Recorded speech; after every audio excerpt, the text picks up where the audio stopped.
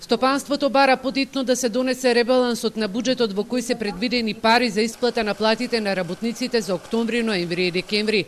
Председателот на Организацијата на работодавачи Ангел Димитров за Телма вели дека доколку се задоцни со новиот четврт пакет мерки кој е најавен од страна на владата, ќе предизвика сериозен удар врз стопанството.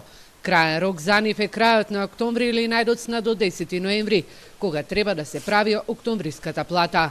Политичките партии да ја остават политиката настрана и да почнат да размислуваат за стопанството, кое со душа ја чека помошта од државата.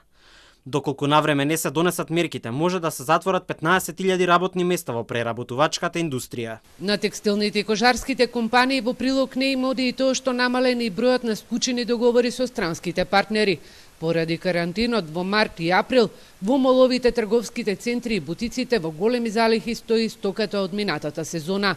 Токму поради тоа странските партнери не склучуваат договори за новата сезона.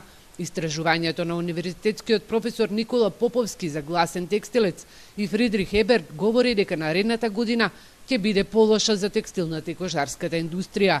Лесно оди реорганизацијата на производството, но тешко ќе се менува пазарот. Навиките на потрошувачите ќе се сменат.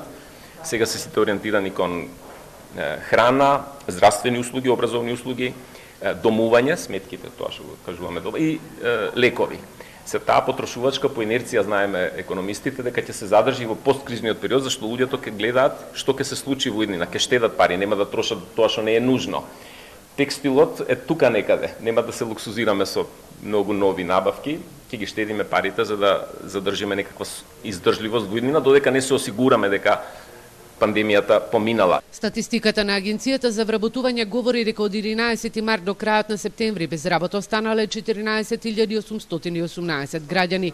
Економските експерти сметаат ако потрае ковид кризата, компаниите треба брзо да се прилагодат на новите услови, а државата да ги намали нефункционалните трошења.